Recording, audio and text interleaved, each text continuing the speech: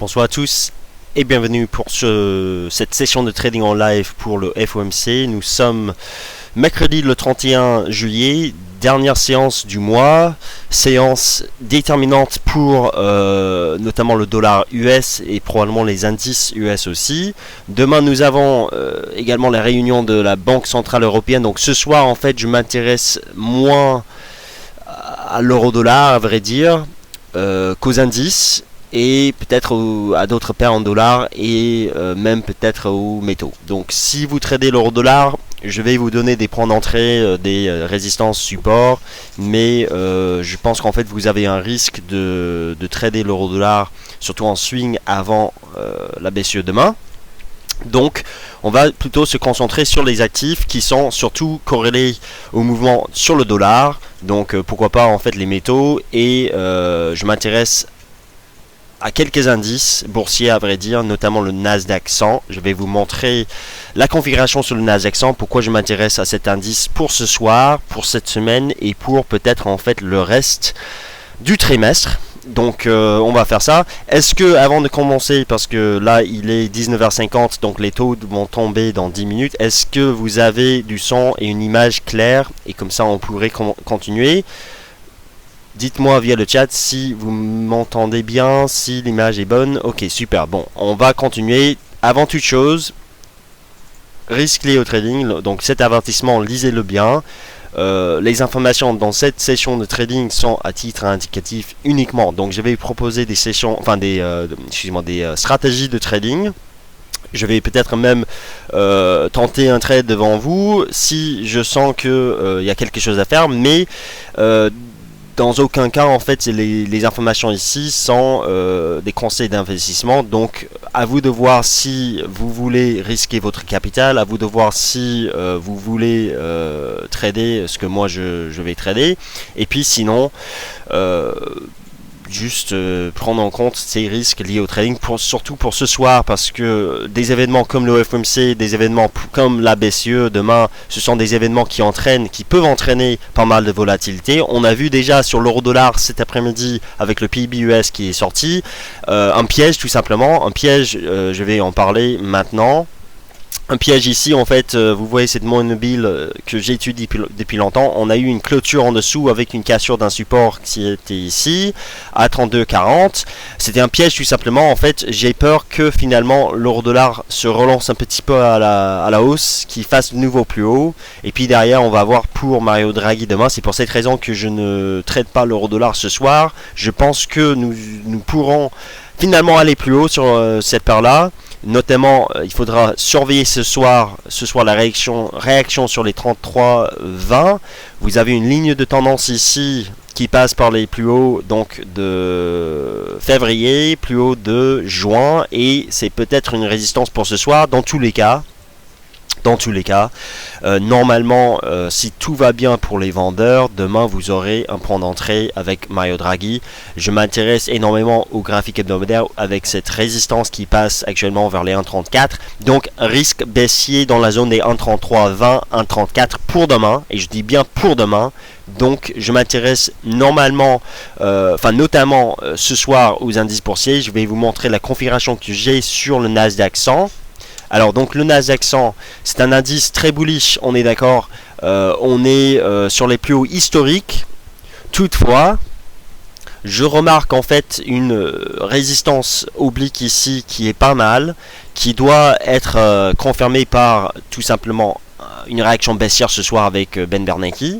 Et puis s'il y a une réaction baissière, ce qui est très intéressant, et c'est pour cette raison que normalement je ne traderai pas une telle oblique, une telle résistance parce que de toute façon vous enlevez cette oblique ici et vous constatez que c'est tout simplement un pullback la semaine dernière sur une ancienne résistance et puis ça peut continuer.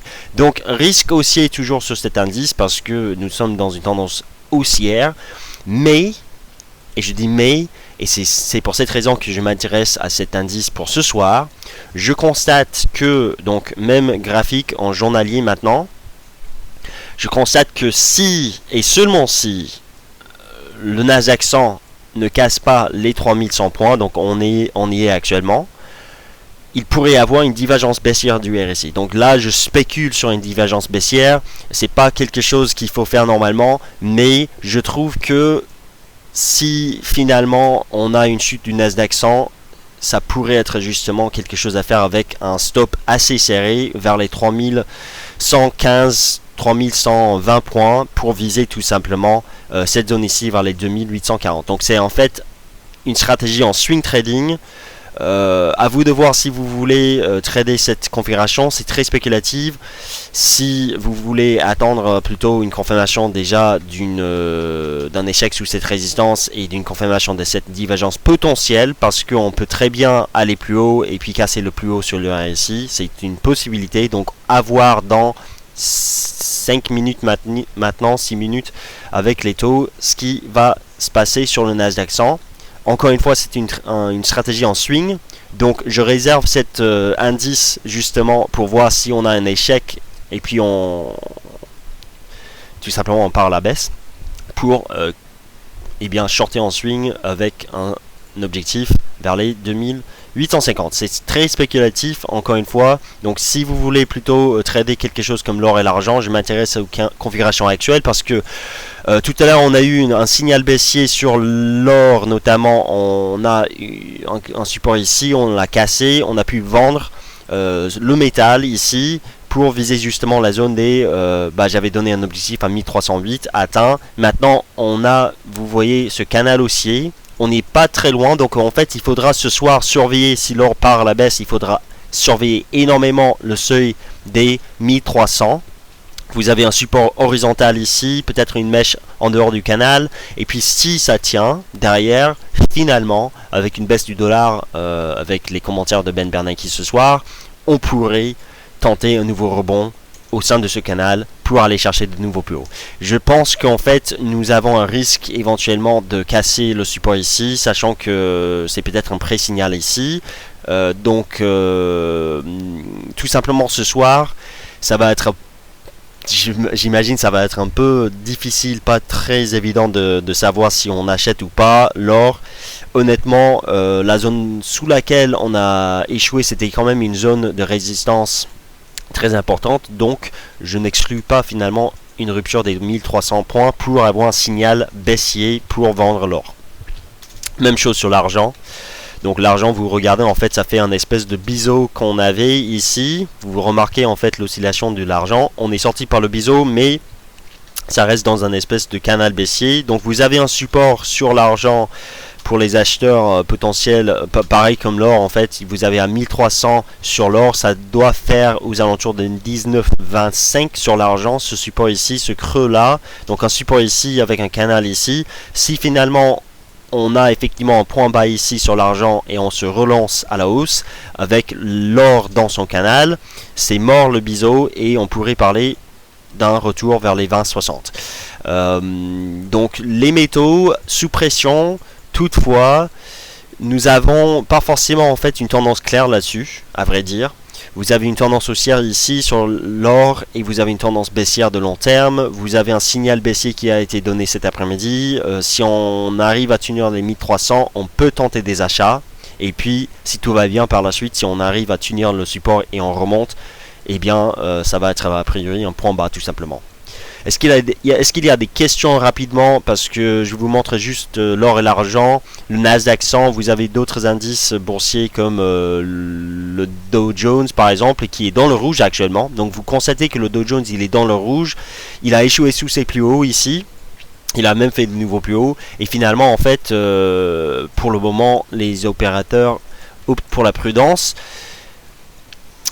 Est-ce que je vois le dollar retomber? Alors, à vrai dire, je suis beaucoup moins sûr parce qu'à vrai dire, hier j'ai mis une alerte sur une paire en dollars. C'était le dollar zloty polonais. Alors, c'est pas la meilleure paire à trader pour une telle annonce, mais vous voyez en fait cette divergence haussière. Le dollar, il est bien remonté ces dernières heures de trading. Et justement, en fait, ça me dit que peut-être, en fait, on pourrait avoir une accélération du dollar, au moins sur cette paire-là. Donc, l'euro-dollar, notamment, si vous voulez trader cette paire-là, eh bien, vous avez une résistance 1,33 tout simplement. Alors, on va avoir donc la sortie des taux qui va évidemment avoir aucun changement.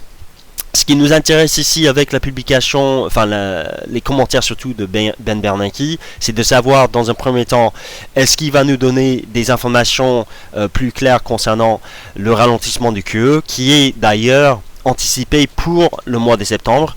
J'ai vu justement sur notre, sur CNBC justement, je l'ai mis sur notre page Facebook, un sondage selon lequel la plupart des opérateurs, en fait 50%, pensent que le tapering de la Fed, donc la réduction du QE, va avoir lieu en septembre. Et puis en fait, vous remarquez cette année, 80% des investisseurs sondés par CNBC pensent que ça va tomber cette année entre septembre et décembre. Donc, est-ce que Ben Bernanke va nous donner plusieurs informations, enfin davantage d'informations concernant ce QE? On va voir. Sinon, il pourrait aussi, et ça c'est depuis la semaine dernière, on spécule un petit peu là-dessus, il pourrait aussi en fait annoncer une révision des objectifs de baisse du taux de chômage. Donc actuellement à 6,5%, le taux de chômage nécessaire pour a priori commencer à parler d'une hausse de taux aux États-Unis, il pourrait baisser ça à admettons 6,2%, 6% carrément. Et si c'est le cas, en fait, je m'attendrai à une baisse du dollar. Donc vous avez en fait ralentissement du QE qui favorise une hausse du dollar et peut-être en fait une révision des objectifs du taux de chômage qui a priori favorise plutôt une baisse. Donc on n'est vraiment pas forcément fixé sur une voie claire concernant la politique monétaire de la Fed durant le reste de l'année. Je pense que ce soir on aura quelques indications là-dessus. Alors on va regarder quelle est la réaction maintenant avec les taux. Normalement en fait on va rallier effectivement. Alors donc l'euro-dollar il rallie sa résistance, il fait de nouveau plus haut. Attention ici. Donc qu'est-ce qu'ils annoncent au juste, parce que là on part à la hausse assez rapidement. Et là on casse les 1,33.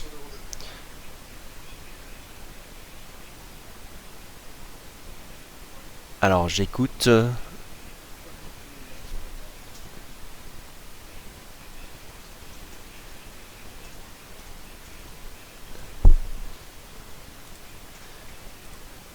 Alors j'écoute Ben Bernanke justement parce que les métaux ils aiment bien ce qu'ils disent. Donc les métaux ils aiment bien. Pour le moment c'est une baisse du dollar avec Ben Bernanke. Donc la Fed garde son QE à 85 milliards de dollars de rachat d'actifs par mois. Ça c'est des données. Qu'est-ce qu'il dit de plus?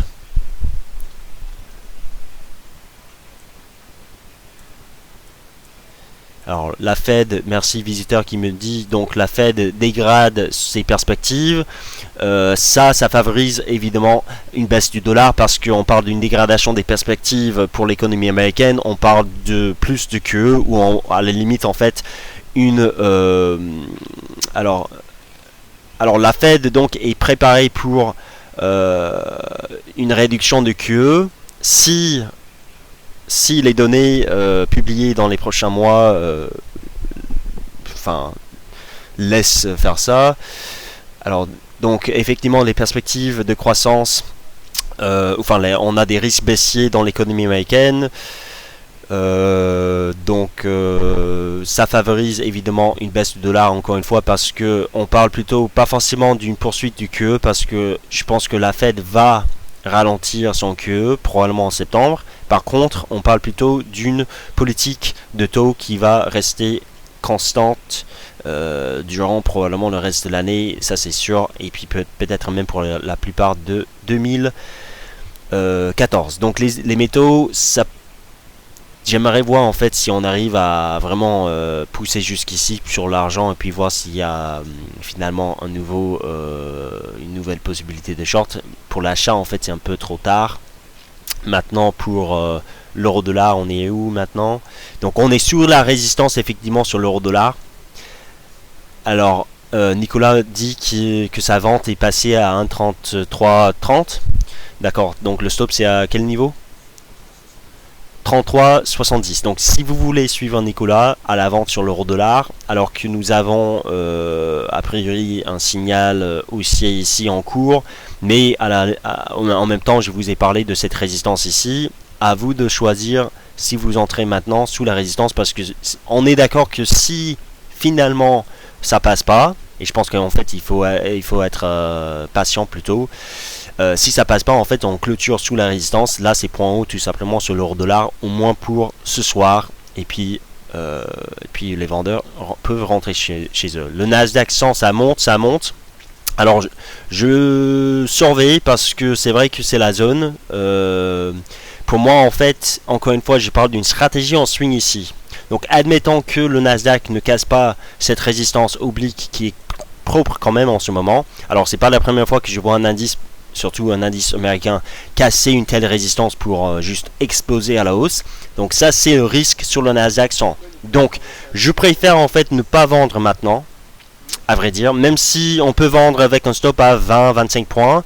C'est intéressant vu le ratio risque-gain, mais il y a quand même un risque de casser la résistance. Je préfère en fait ici, et pour vous ce soir vous allez surveiller cet indice par la suite. Si l'on ne casse pas les 3100 points, derrière ça pourrait être un point haut tout simplement de moyen terme, vu cette divergence qui pourrait prendre forme par la suite. Donc surveillez le Nasdaq 100. Je ne suis pas vraiment chaud pour vendre ça. À vrai dire en fait je n'ai pas forcément un point d'entrée sur le marché.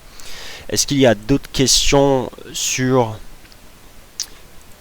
Alors, comment est-ce que je fais pour savoir en temps réel ce que dit la Fed? C'est à la télévision Pascal tout simplement.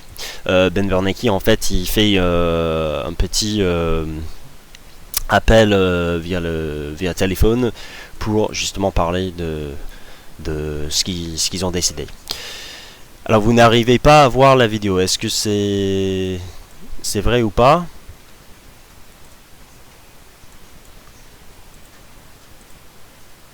Parce qu'à vrai dire en fait mon... D'accord, c'est que pour une personne, ok très bien. Je reviens sur l'euro dollar. Oh la mèche sur l'euro. Oh là là.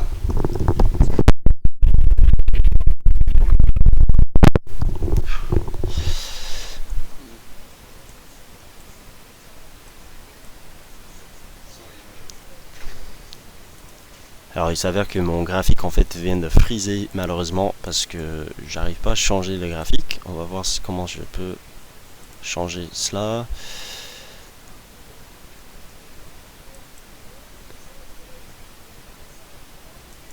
Alors je suis désolé mais en fait mon graphique je sais pas pourquoi il ne bouge plus. Mais dans tous les cas en fait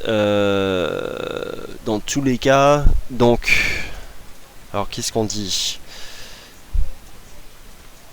Donc l'or il monte, le Dow Jones il est dans le vert, l'euro dollar il est au-dessus de sa résistance. Donc a priori nous pourrions avoir toujours cette baisse du dollar, mais je suis quand même sceptique juste avant la BCE demain, parce que la BCE en fait ça va être très important. Pourquoi? C'est parce que la dernière fois avec Mario Draghi nous a dit que l'euro il pouvait tout simplement avec la conjoncture en zone euro, eh bien il pourrait tout simplement baisser les taux éventuellement. Donc a priori en fait les fondamentaux ne sont pas très favorables pour la monnaie unique, à vrai dire. Et je ne serais vraiment pas surpris si demain on voit une baisse du dollar américain. Alors voilà, je vais remettre mon graphique, excusez-moi pour ce petit désagrément, parce que je sais pas pourquoi il a frisé comme ça. Et je vais le remettre. Voilà. Donc voilà, effectivement point haut sur l'euro dollar. Donc là en fait on a des shorts engagés sur l'euro dollar pour ce soir. Si vous voulez shorter cette paire là, eh bien vous avez un stop clairement au-dessus de cette mèche. Je préfère en fait attendre quand même alors je vais me mettre plutôt sur un graphique en 1 heure, voir comment ça donne. Voilà, c'est quand même assez moche cette mèche ici. Donc a priori Nicolas il a déjà son stop au prix d'entrée. J'ai vraiment rien à dire de plus parce que vous avez vu en fait la résistance sur l'euro dollar et maintenant c'est normal. Enfin Je trouve ça normal. En fait, c'était un objectif que nous avions donné il y a 3 semaines et maintenant il a été atteint. Alors pour le Nasdaq maintenant, donc la résistance est ici 3100 points. Allez, je pense que je vais tenter justement cette petite vente. Donc moi je vais vendre 2 contrats. Stop à donc 3115 points. Donc ça me donne un risque de 18. Alors je vais mettre plutôt 17. Un risque de 20 points. Enfin voilà, 20. Et ici en fait je vais mettre une limite. Donc la limite c'était à 1000 ou 2000. Je crois que c'était 2850. Je vais raffiner ça. Et donc je vends le Nasdaq. J'espère en swing. Pour spéculer justement sur ce point haut qui est très spéculatif. Donc à vous de voir si vous voulez me suivre sur cette stratégie.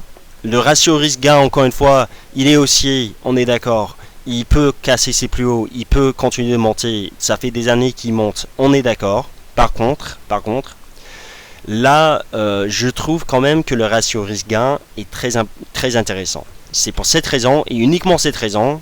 Et ça fait en fait, ça c'est la première fois depuis longtemps en fait, à vrai dire, depuis plus de 6 mois, 8 mois même, que je tente en fait une stratégie vendeuse sur un indice boursier américain.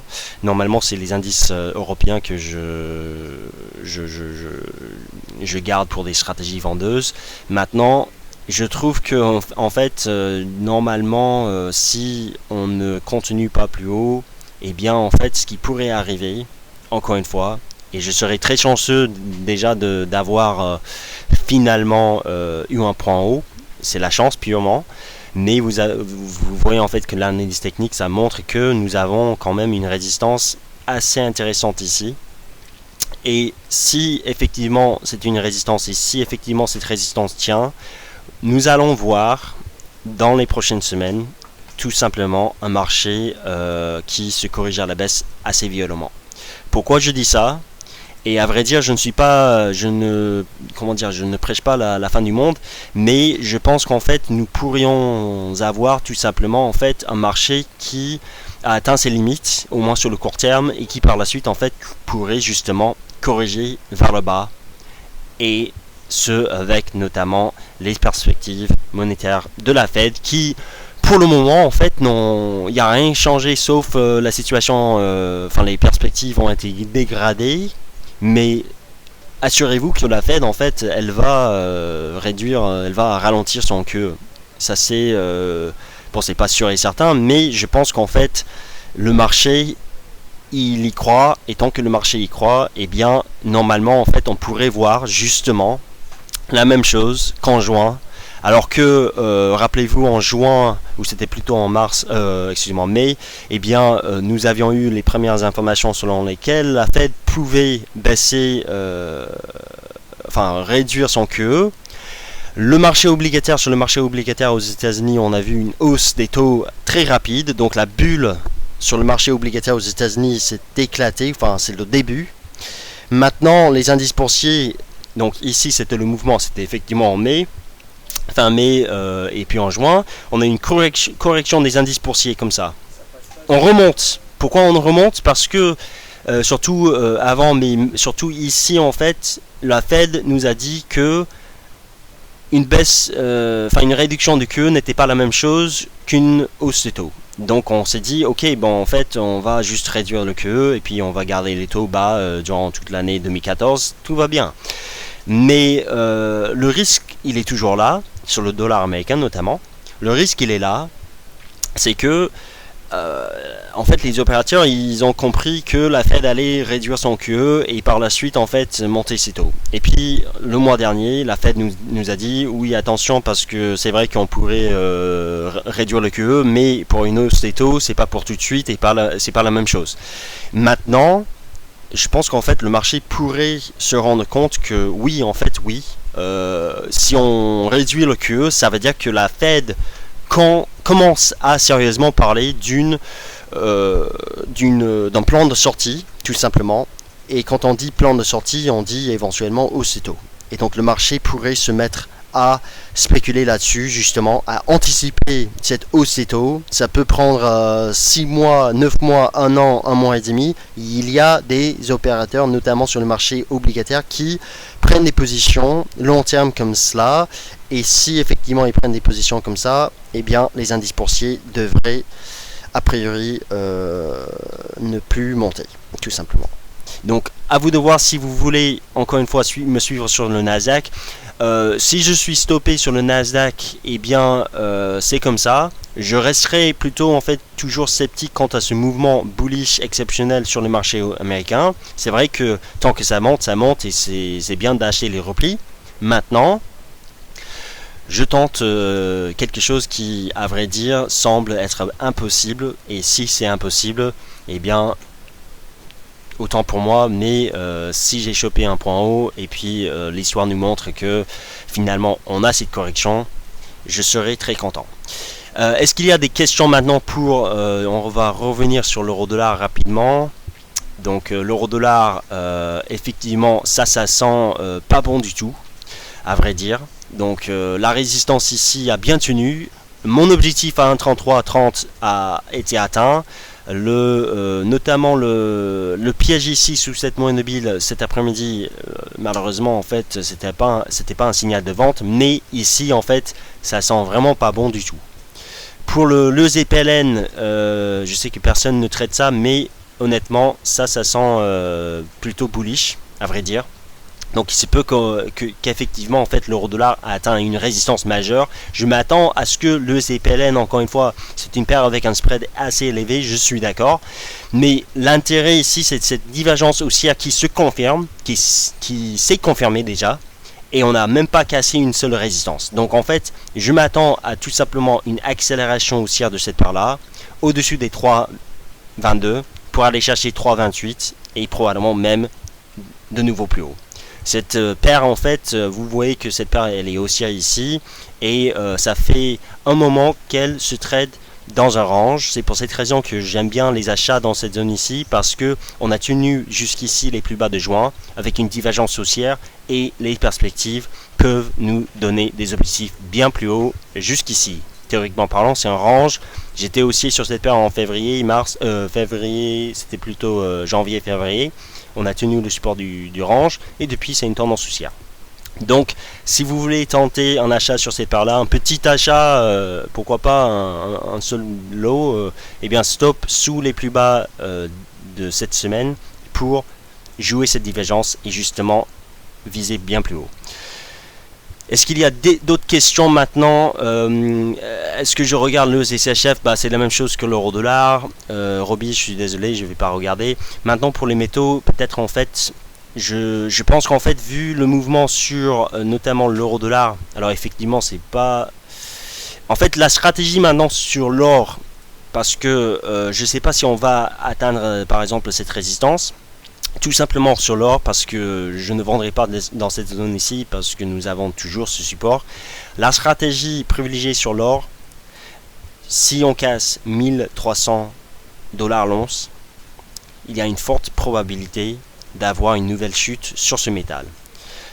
Donc la stratégie privilégiée, c'est tout simplement d'attendre. C'est pas pour maintenant, mais d'attendre en fait, soit je sais pas si c'est pour ce soir ou demain plutôt, une cassure des 1300 $ l'once pour confirmer justement la sortie de ce canal haussier dans une tendance largement baissière et pour justement jouer le breakout en dehors du canal dans le sens de la tendance tout simplement. C'est une stratégie tout à fait possible. Et j'aime bien en fait, en règle générale, j'aime bien vendre les métaux sur cassure à la baisse, justement pour parce que souvent en fait les baisses sur ces paires là en fait sont violentes et les signaux de trading à la baisse sont souvent confirmés, par exemple la cassure ici.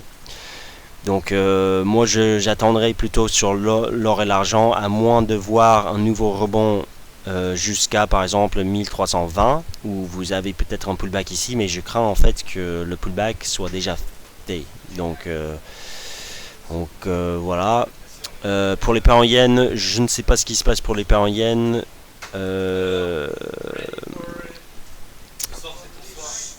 Alors, pour donc le yen, il n'y a rien à faire en fait, à vrai dire, pour les paires en yens.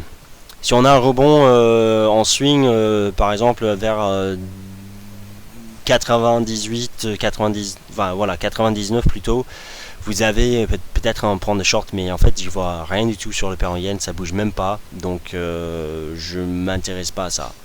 Je m'intéresse évidemment à l'euro-dollar parce que, en fait, encore une fois, ça pourrait, théoriquement parlant, être justement, si on revient dans le temps, si on regarde bien, alors je vais en fait plutôt mettre un nouveau graphique, parce que je pense qu'en fait les perspectives sur l'euro-dollar sont baissières.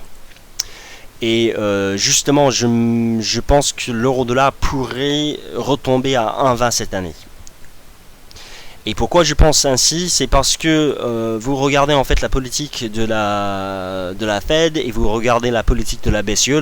La Fed, en fait, on commence à parler sérieusement d'une hausse de taux, ou au moins en fait d'une régularisation de la politique monétaire de la Fed. Alors que en zone euro, en fait, on parle plutôt d'une continuation de cette politique à taux bas et même peut-être une nouvelle baisse des taux. Alors vous mettez les deux banques ensemble, on dit donc ralentissement du QE et peut-être une hausse des taux éventuelle, alors qu'on a des risques plutôt baissiers sur les taux en zone euro, et ça, normalement, c'est baissier pour l'euro-dollar. Donc, posez-vous la question maintenant parce que c'est très important.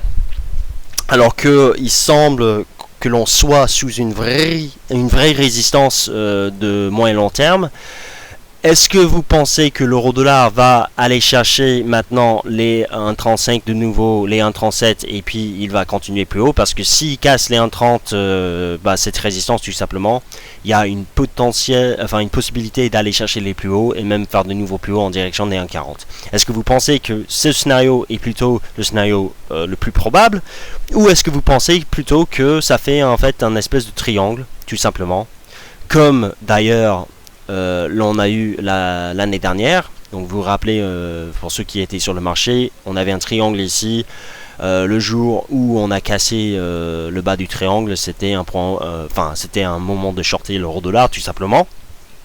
Eh bien, c'est là où vous vous posez la question, parce que si vous arrivez à shorter comme Nicolas par exemple ce soir, si lui il a la chance pour demain avec Ben Bernanke, Mario Draghi demain, eh bien, on ne coupe pas à 1,30, on ne coupe pas même à 1,27, on vise sérieusement les 1,20, tout simplement. Donc, posez-vous la question. À la limite, si vous voulez en fait vendre ici avec plusieurs positions pour, par exemple, prendre vos bénéfices à 1,30 et puis 1,28 et puis une troisième position pour viser 1,20, tout à fait possible. À vous de voir. Le stop, évidemment, c'est un stop assez large maintenant, au-dessus des plus hauts, et même je donnerai même un petit peu de marge à la hausse, vu Mario Draghi demain, il pourrait nous donner de nouveau en fait un nouveau test de cette résistance. Dans tous les cas, moi je plaide plutôt en faveur effectivement d'un point haut sur l'euro-dollar. Je vous ai dit ça ces 3 dernières semaines, je visais la hausse. Je vous ai dit objectif 1,3330. On va voir ce qui va se passer à ce niveau-là. On y est ce soir, réaction baissière. On pourrait alors demain avoir tout simplement un point haut avec Mario Draghi qui, vous savez, chaque fois je dis ça en fait, mais c'est vrai. Vous regardez ce qui se passe depuis longtemps. Chaque fois qu'il entre dans la salle, il s'installe devant la télévision. On perd son pipe en ligne droite. Donc, posez-vous la question. Est-ce que vous pensez que aujourd'hui, ce soir, ou à la limite demain, c'est le bon moment de vendre l'euro-dollar en swing en moyen long terme pour viser minimum, on parle minimum ici, on parle minimum 500 pips pour moi en fait, ou à la limite en fait vous parlez parce que vous voulez plutôt vous dégager du marché rapidement. Alors vous parlez plutôt, excusez-moi, ça c'est Fibonacci, vous parlez plutôt d'un minimum de 100 pips. 100 pips à prendre pour ceux qui shortent sur le court terme, mais par contre en fait j'aurais une tendance à vouloir shorter et shorter sérieusement cette paire-là en swing moyen terme. Donc est-ce que c'est clair? Est-ce que c'est Alors le Nasdaq il se replie, donc là en fait c'est bien. Donc là je gagne un point pour le moment. Excuse-moi, non, je suis en perte de 2 points, excuse-moi. Mais bon, ça tient toujours la résistance. En fait, moi aussi, j'aurais voulu en fait vendre l'euro-dollar là où Nicolas l'avait fait. J'aurais dû mettre un ordre de vente parce que ça fait des semaines que je parle de cette résistance. C'est juste en fait, j'ai un petit peu peur de me positionner sur l'euro-dollar avant Mario Draghi déjà. Et c'est pour cette raison que je ne voulais pas forcément jouer cette paire-là, mais c'est vrai que c'est très intéressant en fait ce qu'il fait ici. Ça va être une clôture déjà intéressante. Je pense qu'on pourrait, si tout va bien maintenant, on pourrait juste essayer de tenir là parce que vous avez toujours des gens qui vendent le dollar toujours. Mais demain, honnêtement, je pense que demain ça pourrait être un point haut tout simplement. Qu'est-ce que je pense d'un ordre conditionnel vente 1 donc alors pour l'or donc à 1295 sur l'or c'est possible encore une fois là quand vous cassez un support sur l'or et l'argent ça part en ligne droite donc il est possible maintenant ça rebondit donc on a bien tenu le support il faut surveiller maintenant les 1320 est-ce que ça va tenir comme résistance désormais. Si c'est vrai, eh bien prendre de vente pour jouer déjà cette correction qui est en place depuis un moment. Ça fait toujours une tendance haussière, attention. Je trouve que honnêtement sur l'or je préfère parce que je suis beaucoup plus quelqu'un qui aime bien les positions en swing et pas forcément en intraday. C'est pour cette raison que je ne prends pas forcément une position avec vous ce soir sur l'or parce que je sens déjà un petit peu que ça va tenir les plus bas, on pourrait monter $10. Ça m'intéresse pas du tout. Ce qui m'intéresse ici c'est de savoir est-ce que l'on va rester dans ce range parce que ça fait un range, une espèce de range, ou est-ce que l'on a eu sérieusement un signal baissier avec une hausse généralisée du dollar américain par la suite. Donc j'aurais une tendance à vouloir voir si les 1320 tiennent comme résistance. Si ils tiennent, et bien ça pourrait être justement un point de vente sur l'or pour viser minimum les 1300. Dans tous les cas, en fait finalement on n'a pas trop de, enfin moi je trouve en tout cas on n'a pas trop de mouvement sur le marché.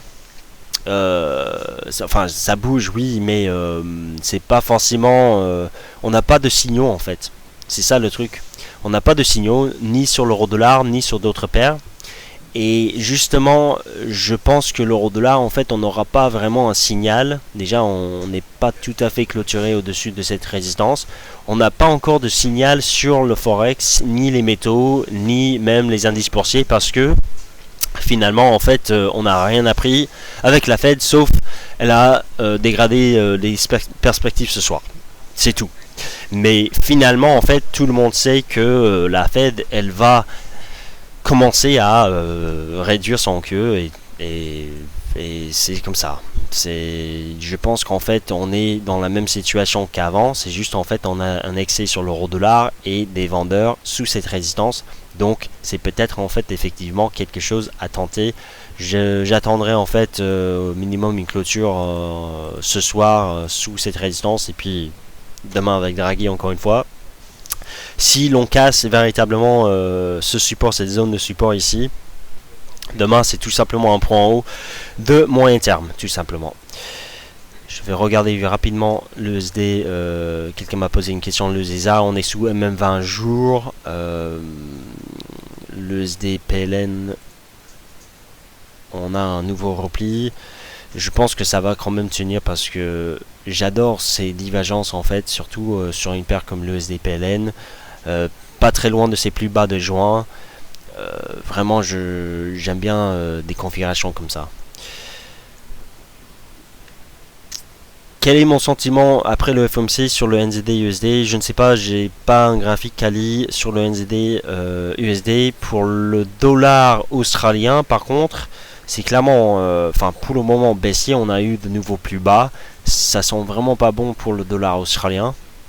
Je suis un peu méfiant quand même, mais honnêtement, pour moi en fait j'avais un plan acheteur au-dessus de cette résistance. On n'a jamais eu un signal, donc tant pis. C'est vrai que c'était toujours une tendance baissière et finalement la divergence baissière cachée que je vous ai fait remarquer lundi s'est confirmée et effectivement on a eu une poursuite de cette tendance baissière, donc bien vu de ma part pour cette divergence baissière cachée. Par contre, je n'ai pas mis à profit cette configuration malheureusement. Enfin malheureusement c'est un trade, on n'a pas pris, bon tant pis.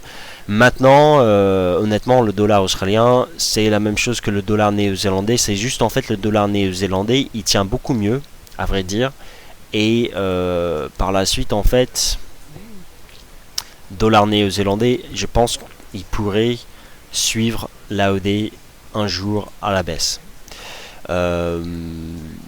Il rebondit un petit peu, donc vous voyez en fait le NZD il tient beaucoup mieux que l'AOD USD parce que on n'a pas de perspective de baisse des taux comme en Australie.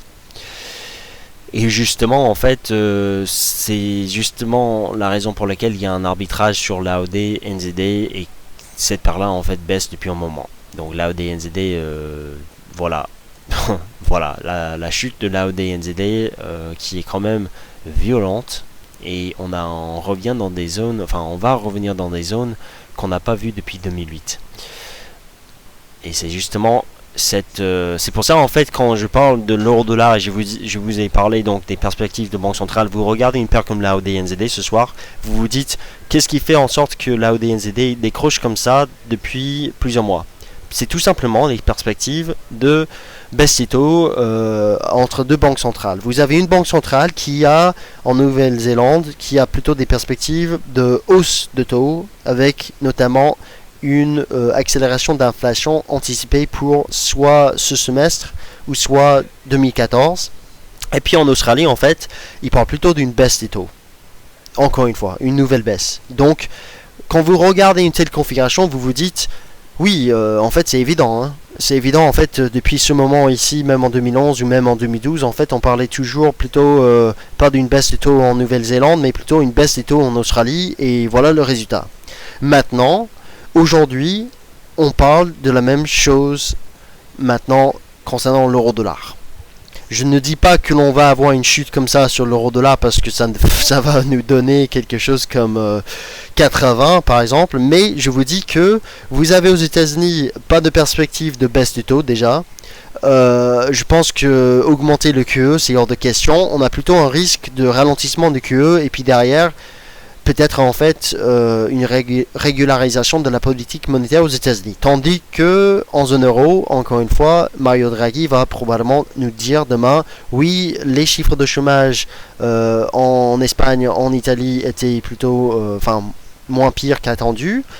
Et pourtant, je vais toujours garder mon biais prudent et parler des perspectives baissière sur la conjoncture, enfin dans la zone euro justement. Et ça plaide en faveur effectivement d'une baisse de l'euro du fait des conséquences que cela entraîne sur la politique monétaire de la BCE. Donc posez-vous cette question ce soir maintenant parce que la Fed c'est mort, c'est fini, il n'y a rien à faire. Par contre demain, l'euro-dollar, si on ne dépasse pas les plus hauts de ce soir, demain c'est point haut de l'année. Enfin, pas de l'année, mais point haut du deuxième trimestre, par exemple. Deuxième semestre, plutôt. Donc, je joue ici plutôt... Enfin, je pense que demain, on va jouer plutôt un point haut pour viser les 1,20, éventuellement.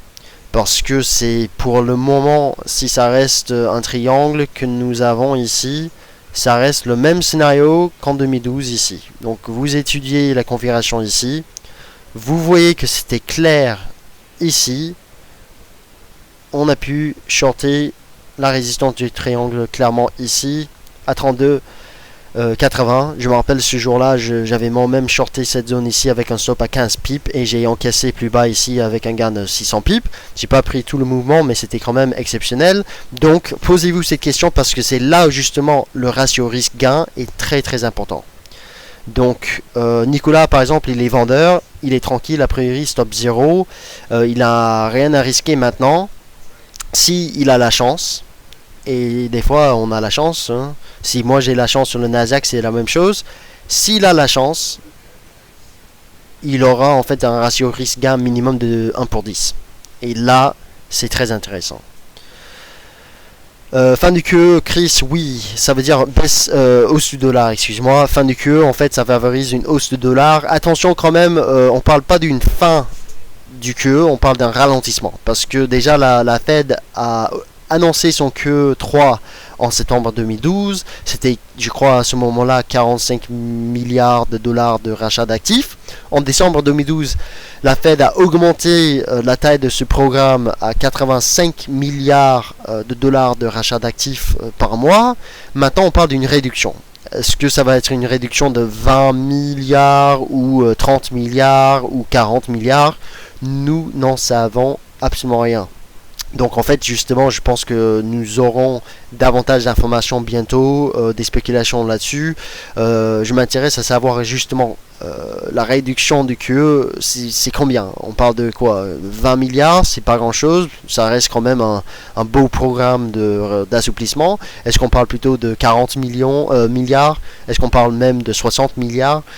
On n'a pas d'informations là-dessus. Donc oui, ça favorise plutôt une hausse de taux. En fait, c'est pas le fait de ralentir le QE, c'est les spéculations derrière. Enfin, c'est les conséquences qu'un ralentissement de QE, cette annonce va avoir, justement sur les anticipations du marché.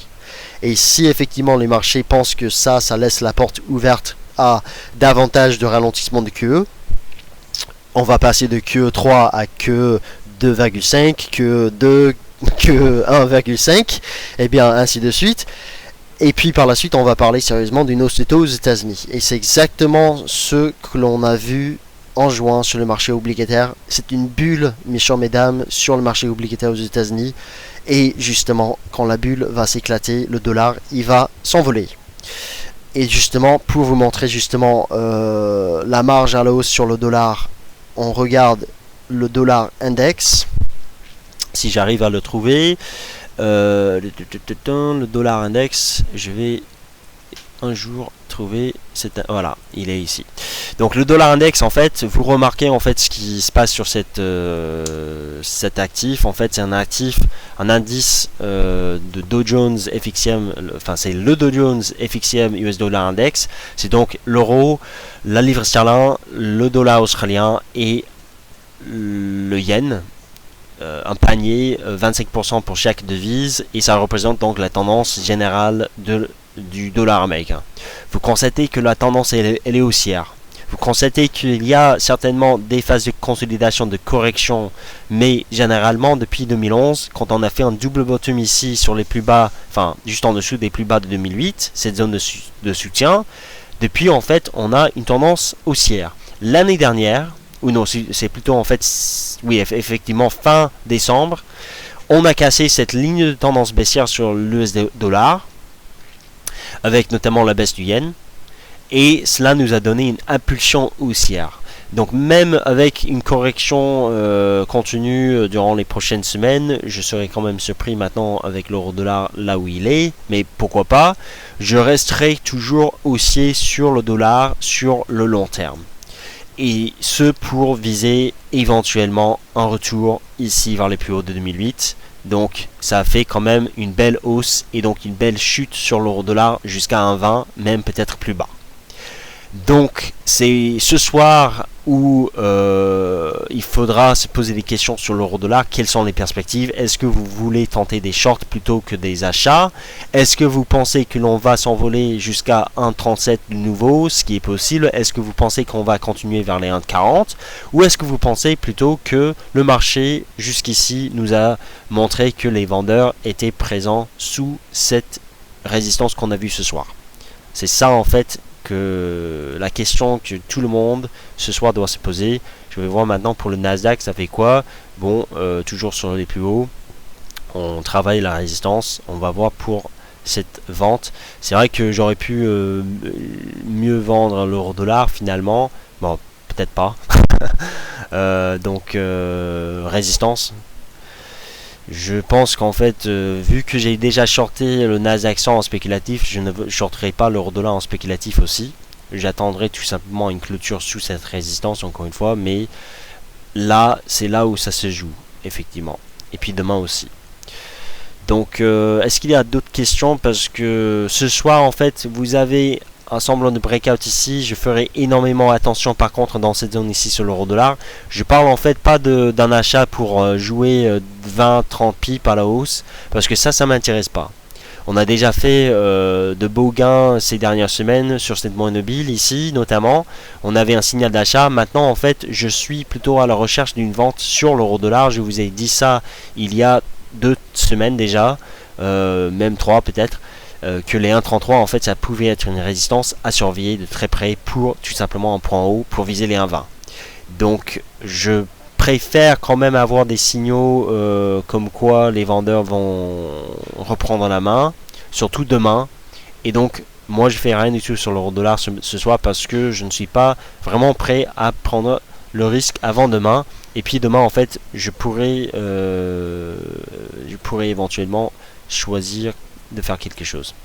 L'or, pullback sur cette résistance. Donc pour ceux qui veulent tenter une vente ici, on y est.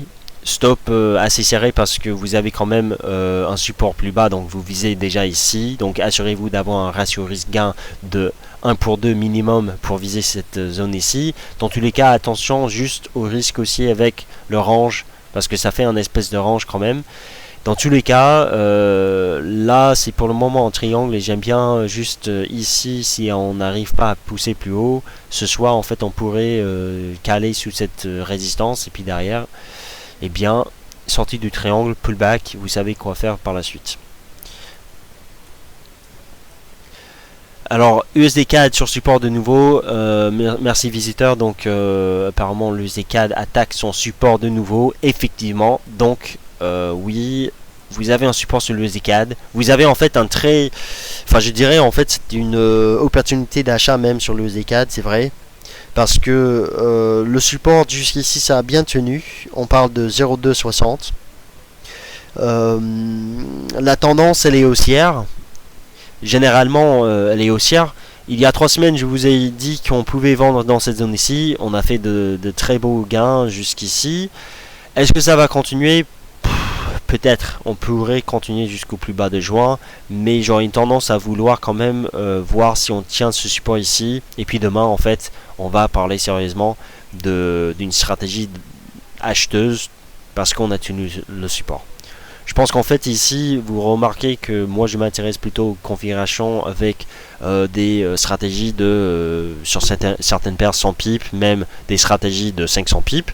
Donc je pense que vous avez intérêt à rester patient ce soir, parce que demain en fait, et c'est exactement ce à quoi ce que j'ai pensé ce matin. Je me disais, d'accord, donc le PIB cet après-midi il va sortir, mais on a le FOMC le soir.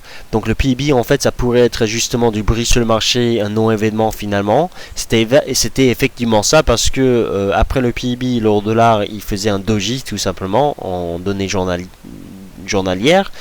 Et puis ce soir FOMC, le dollar il baisse, mais le ZCAD en fait ça reste un range pour le moment entre 0,260 et 0,320.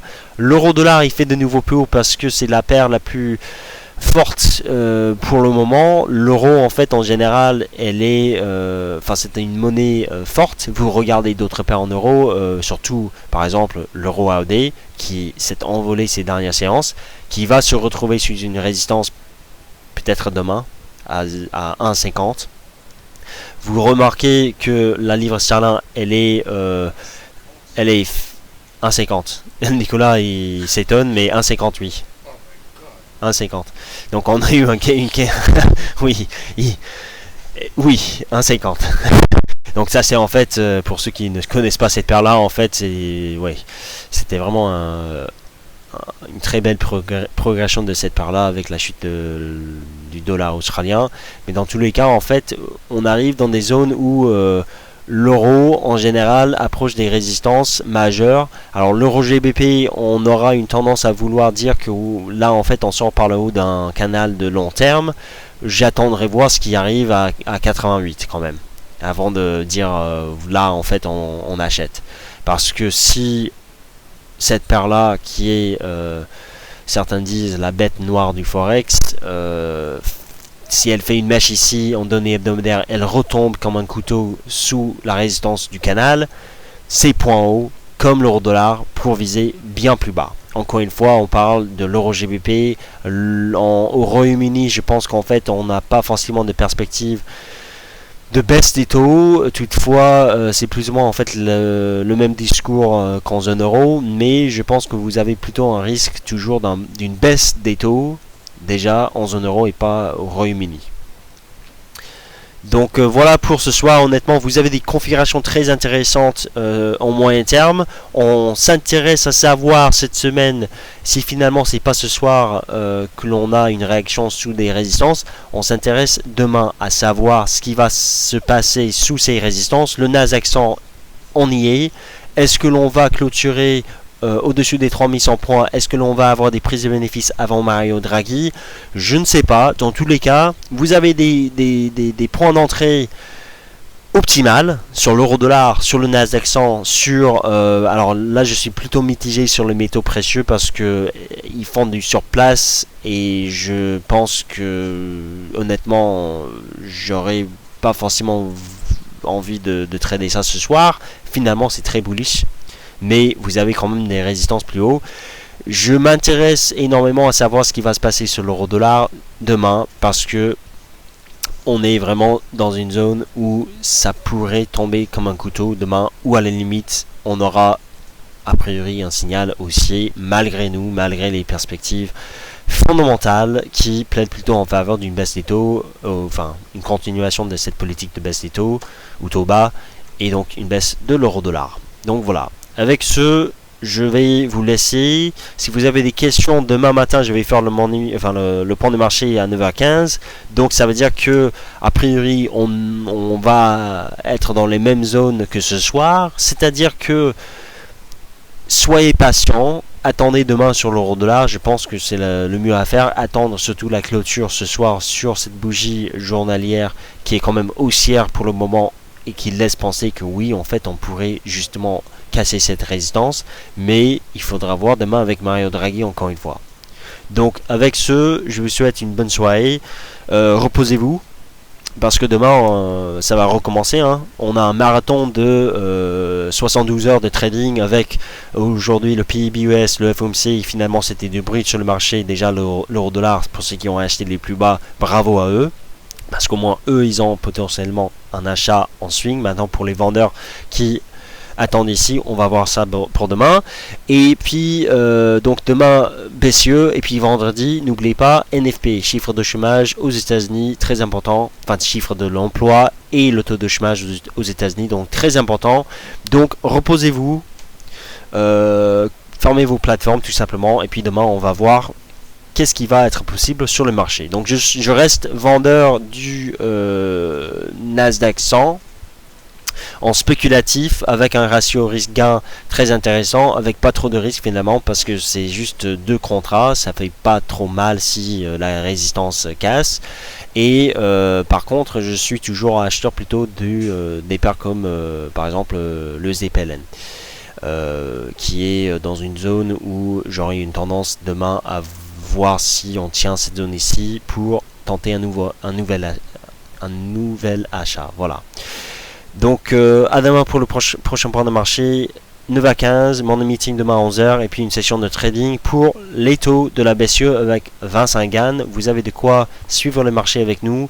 Et puis n'oubliez jamais vos stops de protection si vous suivez Nicolas sur l'euro-dollar ou moi sur le Nasdaq 100. Vous avez des stops bien précis, des placements de stop bien précis dans des tendances haussières toujours, mais dans des zones intéressantes pour tenter l'impossible.